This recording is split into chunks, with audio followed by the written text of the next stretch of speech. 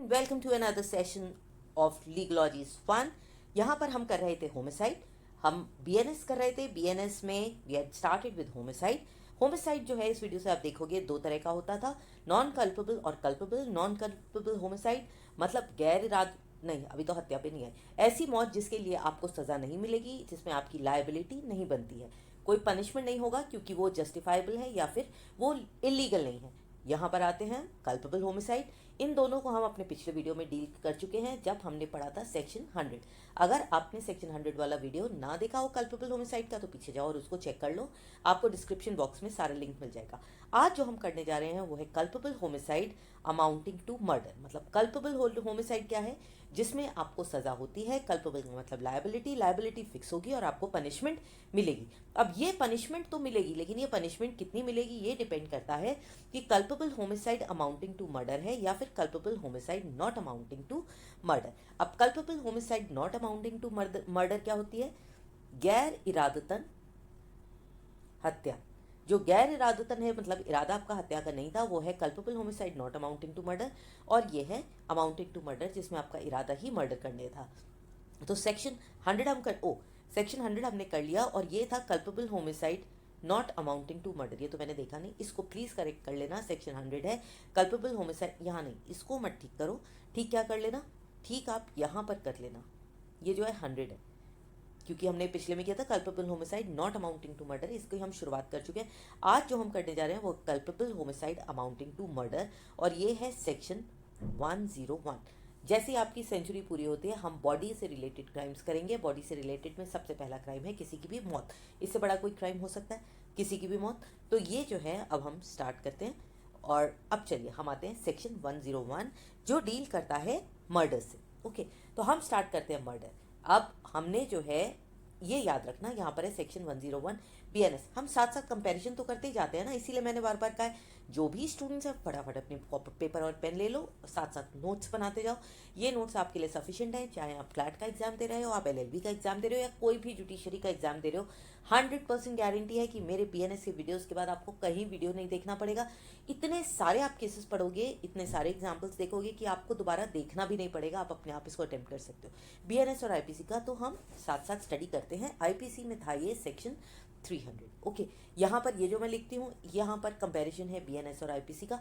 अगर आपने मेरे वीडियोस देखे तो फौरन समझ जाओगे, जहाँ भी रेड है ये जो है आईपीसी से लेकर बीएनएस तक कोई चेंज है। चेंज क्या है कि आईपीसी में लिखा हुआ था इट, मतलब जो एक्ट है उसके लिए लिखा था इट, लेकिन बीएनएस में उसकी जगह पूरा लिखा है the act by which death is cause.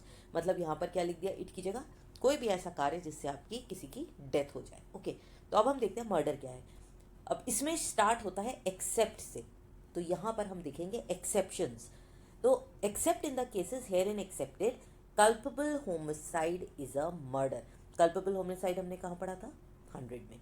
ये हमने दो तरह का अभी हमने रिवाइज कर ही लिया। तो अब अगर हमें ये केसेस अगर हैं तो ये कल्पेबल होमिसाइड होगा या नहीं बताओ? ये एक्सेप्शंस हैं। अगर ये सिचुएशंस हैं तो वो कल्पेबल होमिसाइड तो होगा लेकिन वो मर्डर नहीं होगा। उसके लिए कितनी पनिशमेंट मिलेगी ये सब कोर्ट में डिसाइड होता है। हम लड़ते हैं वहाँ पर, अपने अपने अपने एविडेंस रखते हैं, लेकिन वो मर्डर होगा नहीं, वो इसमें डिपेंड करता है। अब देखो, मान लीजिए ये जो है प्रोसिक्यूशन है और ये जो है ये डिफेंस है। अब जो प्रोसिक्यूशन है ये दिखाने का कोशिश करेगा कि जो जो भी मौत हुई है, जो भी वध हुआ है वो क्या है? वो मर्डर है, उसकी सज़ा मिले। और जो भी डिफेंस वाला है वो ये दिखाएगा कि ये मर्डर नहीं है, ये सिर्फ कल्पेबल होमिसाइड है। और उसको कैसे दिखाएगा? वो दिखाएगा कि जो भी मौत हुई है वो इन सब केसेस पे, जो भी वध हुआ है, जिसकी भी मौत हुई है किसी भी कारण से, वो इनमें है। तो अगर हम इसको, अगर डिफेंस प्रूव कर पाता है एविडेंस से, तो फिर वो मर्डर नहीं माना जाएगा, उसे उसकी पनिशमेंट मिलेगी। और अगर नहीं प्रूव कर पाता, प्रोसिक्यूशन जीत जाता है, तो ये होता है। तो इस तरह से आपको इसको ध्यान रखना है। अगर आप केस भी लड़ो तब भी तैयारी तो उसी की करनी है ना फाइनली। चलिए अब देखते हैं वो कौन कौन से केसेस हैं जिसमें कल्पेबल होमिसाइड जो है मर्डर है। If the act by which death is caused is done with the intention of causing death, मतलब जो भी एक्ट जिससे मृत्यु हुई है, जिससे मौत हुई है, जिससे वध हुआ है, उसका इंटेंशन क्या था? इंटेंशन था दूसरे की मौत करना। ठीक है, अगर हम इसी इरादे से जा रहे हैं कि हमें उसकी हत्या करनी है तो ये होगा मर्डर। ठीक है, दूसरा देखते हैं, अगर जिस एक्ट से डेथ हुई है, जिस एक्ट से डेथ, ध्यान दीजिएगा, अगर उसका इंटेंशन था किसी दूसरे व्यक्ति को इतनी बुरी तरह से मारना, इतनी बुरी तरह से उसे चोटें देना कि ऑफेंडर जिसने मारा है उसे ये पता है, लाइकली टू कॉज, उसे ये पता है कि इस चोट की वजह से उसकी मृत्यु हो जाएगी। अगर उसे पता है कि जो जो चोटें वो दे रहा है, जितनी पिटाई वो कर रहा है, उससे सामने वाले की हत्या हो जाएगी, तो वो है इरादतन हत्या। ठीक है, तीसरे पे आते हैं, कोई भी ऐसा एक्ट डेथ का जो कि इस इंटेंशन से किया जाए कि जो बॉडी इंजरी दी जा रही है वो सफिशिएंट है एक ऑर्डिनरी कोर्स में। ऑर्डिनरी मतलब किसी भी आम आदमी को अगर हम उस तरह से बॉडी इंजरी देते हैं तो उसकी मौत हो जाएगी।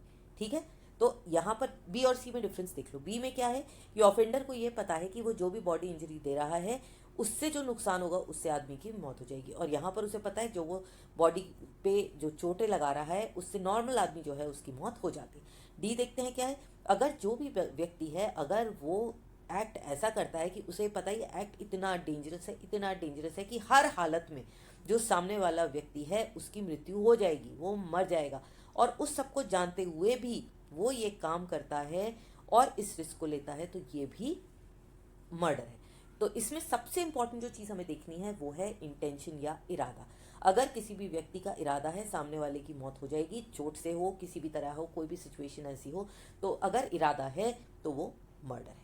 ठीक है, तो अब आगे देखते हैं कि एसेंशियल एलिमेंट्स, इस डेफिनेशन से हम निकालते हैं एसेंशियल एलिमेंट्स मर्डर के क्या हैं। सबसे पहला क्या है कि जो एक्ट है उससे सामने वाले की डेथ हो जाए, जो हमारा पहला वाला क्लॉज था, तो इसको हम कहते हैं एक्टस रियस और मेंस रिया। तो जब भी हम मर्डर पढ़ेंगे आप ये दो वर्ड्स याद रखना, एक्टस रियस और मेंस रिया। मेंस रिया का मतलब होता है कि इरादा, अगर इरादा है मेंस रिया है खून करने का तो वो हो जाता है इंटेंशन। और अगर इस एक्ट से अगर मैं सोच रही हूँ मेरे को मर्डर करना है, मर्डर करना है, मर्डर करना है, इरादा पूरा है, लेकिन मैंने सोचा चाकू भी खरीद लाई, सब कुछ कर लाई, लेकिन मैं तो मारी नहीं रही, मैंने तो उसको छुपा के अपने घर में रख दिया, मेरी हिम्मत नहीं है, तो क्या वो मर्डर हुआ? नहीं हुआ। क्यों? क्योंकि मेंस रिया तो थी लेकिन एक्ट नहीं हुआ। दूसरा क्या है, बाई चांस मैं किसी से लड़ रही थी, हाथ में चाकू आया, वो मुझे बहुत जोर से मार रहा था और मैंने उसको लगा दिया, मार दिया, तो इसमें एक्ट तो था लेकिन मेंस रिया नहीं थी। ठीक है, तो एसेंशियल एलिमेंट्स क्या है, सबसे पहला क्या है एक्ट ऑफ डेथ। तो एक्ट जिससे सामने वाले का वध हुआ है, उसकी मृत्यु हुई है, वो अनलॉफुल होना चाहिए जिससे डेथ हुई है, वरना क्या होगा, वो कल्पेबल होमिसाइड ही नहीं होगा, वो सिर्फ होमिसाइड होगा। ठीक है, फिर इंटेंशन, अगर इरादा ये है कि सामने वाले को ऐसी इंजरी दें कि हमें पता है उसकी मौत हो जाएगी, जैसे वाला केस हम देख लें, इसमें अगर जो है गब्बर इसको गोली मार देता है, सांगा था शायद, ये क्या था मुझे नाम नहीं आता, अरे वो तो इसमें जो है अगर ये इसको मार देता है तो क्या है, इसको पता है ना अगर ये यहाँ पर सिर में गोली मारेगा तो वो मर जाएगा, तो इसमें इंटेंशन उसका मौत का ही है।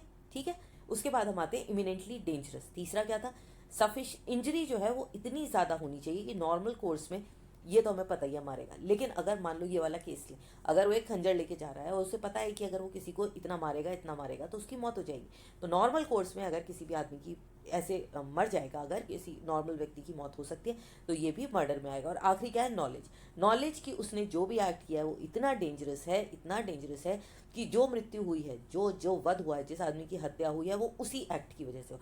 इसके लिए एग्जाम्पल ले लो ओम शांति ओम का। इसमें जो है विलन ने दीपिका पादुकोणे को एक बिल्कुल स्टील के एक चेम्बर में बंद करके आग लगा दी और वो लॉक कर दिया। क्या है, वे बाहर जा सकती है?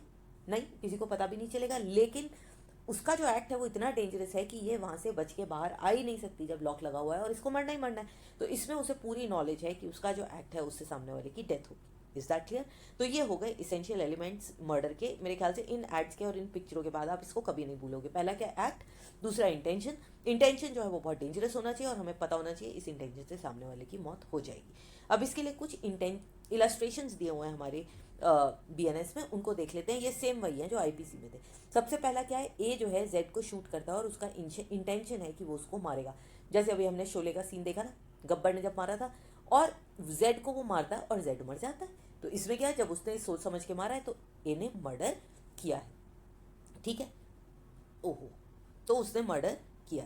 दूसरा देखते हैं, ए को ये पता है कि जेड जो है एक बीमार है और उसको जो है, मान लो बीमार क्या है, उसके सिर पे उसका ऑपरेशन हुआ है, ब्रेन सर्जरी हुई है, और फिर भी वो उसके सिर पर एक घूंसा मार देता है। तो इसमें क्या है, उसे पता है कि वो अभी बीमारी से उठा है, उसकी सर्जरी हुई है और उसके बाद भी वो मार रहा है, तो उसे पता है कि इस इंजरी से जेड मर जाएगा, तो उसने उसके सिर पर मारा और जेड मर गया।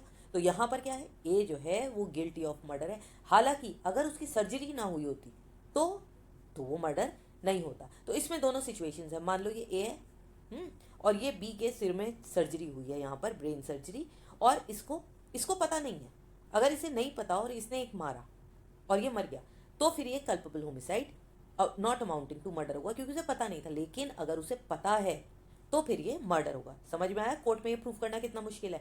तो वही दिया है, अगर ए को नहीं पता कि उसको कोई डिजीज है और वो मारता है, हालांकि वो उसकी मौत तो हो जाती है, लेकिन ए को ये नहीं पता, तो फिर वो गिल्टी नहीं होगा मर्डर का। अगर उसका इंटेंशन उसकी मौत करना नहीं है, उसकी हत्या करना नहीं है, तो वो गैर इरादतन हत्या होगी। इसका ये मतलब नहीं उसे सजा नहीं मिलेगी, लेकिन वो हत्या या मर्डर की नहीं मिलेगी। अब इसमें क्या है, ए जो है इंटेंशनली जेड को स्वॉर्ड मतलब तलवार से मारता है, और इतना ज़्यादा मारता है कि वो एक नॉर्मल आदमी का पता ही है, उसे इतना ज़्यादा मारा है, इतना गहरा मारा है कि वो मर ही जाएगा। इसका मेन क्या एक्सप्लेनेशन है आगे आप देखोगे। मान लो उसने दिल के पास मारा है, तो उसने पैर पे मारा है, हो सकता है आदमी बच जाए, लेकिन अगर वाइटल ऑर्गन्स में मारा है तो उसका बचना मुश्किल है। और यहाँ पर फिर से ए जो है गिल्टी ऑफ मर्डर है, चाहे उसने इंटेंशन उसका क्या हो, हम उसके दिमाग के अंदर जाके थोड़ी देख सकते हैं। अब डी क्या है, ए के पास कोई एक्सक्यूज नहीं है, और उसने क्या किया, उसने जो है एक लोडेड कैनन मतलब एक तोप गोली चला दी क्राउड पर, और उसमें से एक मर गया। यहाँ पर क्या है, ए जो है मर्डर गिल्टी ऑफ मर्डर है, चाहे उसने ये ना सोचा हो कि वो किसको मार रहा है। तो यहाँ पर अगर ए है, उसने यहाँ पर बहुत गोली चला दी और यहाँ बहुत सारे हैं, उसे क्या पता वो किसको मार रहा है, लेकिन कोई ना कोई अगर मरा है तो ये मर्डर है, क्योंकि उसे ये पता है अगर वो गोली चलाएगा तो कोई तो मरेगा, कौन मर रहा है की बात नहीं है, लेकिन उसका मर्डर एम तो वही है। ठीक है, अब ये मर्डर जो है, इसके हमने एक्ट तो देख लिया क्या उसके एसेंशियल एलिमेंट्स। अब ये देखते हैं इसके एक्सेप्शंस क्या हैं। इसमें आपको 5 एक्सेप्शंस दिए हैं जो मैंने इस डायग्राम में बनाए, इससे आपको अच्छे से याद हो जाएगा। पहला एक्सेप्शन क्या है, ग्रेव एंड सडन प्रोवोकेशन, मतलब आपको किसी ने इतना उकसाया कि अब आप मार के ही छोड़ोगे उसे। दूसरा क्या है, सेल्फ डिफेंस या इंसेनिटी, अगर मैं पागल हूँ तो मुझे क्या पता मैं क्या कर रही हूँ, इंसेनिटी हो गई। और सेल्फ डिफेंस, मान लो अगर मेरे पास, अभी हमने पिक्चर देखी ना, कोई जना खंजर लेके आ रहा है, तो क्या मैं कहूँगी पुलिस पहले तुम आओ, पुलिस पहले तुम आओ, मैं पहले सेल्फ डिफेंस करूंगी ना। अब मैं खंजर उसी को ही मार दूंगी, अगर वो मर गया तो ये सेल्फ डिफेंस है। तीसरा क्या है, एक्ट ऑफ पब्लिक सर्वेंट, अगर पुलिस वाला किसी को मार रहा है अपनी ड्यूटी के दौरान, ये नहीं है कि वो अपने शौक में मारेगा, ड्यूटी पे मार रहा है, तो ये भी एक एक्सेप्शन है।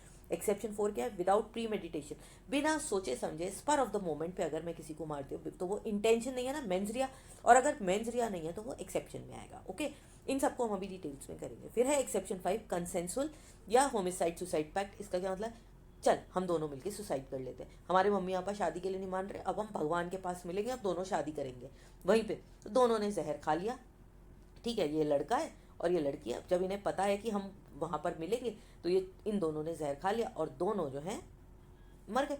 तो इसमें दोनों ने क्योंकि, और मान लो अब ये जो लड़की है ये बच गई, तो इसमें क्योंकि दोनों ने सोच समझ के किया था, तो इसमें जो है ये मर्डर नहीं होगा, non non culpable homicide not amounting to murder में आएगा। यहाँ 6 वाले मैंने कुछ केसेस दिए हैं जो बहुत इंपॉर्टेंट है, हर से रिलेटेड एक है, ग्रेव प्रोवोकेशन, नानावती, दर्शन सिंह, ये सारे बहुत इंपॉर्टेंट केसेस हैं। दशरथ पासवान, इनको आप जरूर याद कर लेना, बाकी केसेस तो हम बहुत सारे अभी करने वाले हैं। चलो अब है टाइम टू थिंक। अब इसमें क्या है, एक्स ने एक स्पीयर मतलब भाला जो है किसी के पेट में भोग दिया। अब वो जो है इतना गहरा गया कि उसकी इंटेस्टाइन्स जो है वो बाहर आ गई, और इससे जो है वाई अगले दिन मर गया। अब इसमें ये प्रूव किया कि एक्स जो है वो वाई को मारना नहीं चाहता था, लेकिन वो सिर्फ बॉडी इंजरी चाहता था, और उसने इतना गहरा डाल दिया कि इंटेस्टाइन बाहर आ गई। अब आप मुझे बताओ कि एक्स लायबल क्या होगा, culpable homicide not amounting to murder, grievous hurt, culpable homicide to murder, या फिर अटेम्प्ट टू मर्डर। क्योंकि वाई जो है मरा तो एंड है, तो अटेम्प्ट टू मर्डर होगा या क्या होगा, सोच के बताओ जल्दी से। C, culpable homicide amounting to murder. क्यों है ये, क्योंकि उसने जो है सोचा हो या ना सोचा हो, मैं उसके दिमाग में थोड़ी जाऊंगी, लेकिन उसने इतना गहरा मारा और पेट में मारा कि उसकी सारी इंटेस्टाइन्स बाहर आ गई, तो यह है मर्डर। निर्भया केस अगर आप याद करो तो उसमें भी उसने इंटेस्टाइन्स ऐसे नहीं डाली थी, कहीं और से डाली थी, और उसमें उसकी डेथ हो गई थी, तो यह आएगा मर्डर। ठीक है, चलिए अब हम आते हैं इनके पहले एक्सेप्शन पे। पहला एक्सेप्शन क्या है, by grave and sudden provocation. मैं ये सोच रही हूँ 101 को जो है आराम से मैं 2 वीडियोस में करती हूँ, एक्सेप्शंस जो है मतलब 2 पार्ट्स में करूँगी, ताकि ये बहुत लंबा ना हो और आप इसको आराम से देख पाओ। तो ये एक्सेप्शंस जो है मैं अगले वीडियो में कवर करती हूँ। ठीक है, तो see you in the next video, फटाफट आ जाओ, आगे ज्वाइन करते हैं, लेकिन एक ब्रेक ले लो। Okay, see you in the next video, till then bye.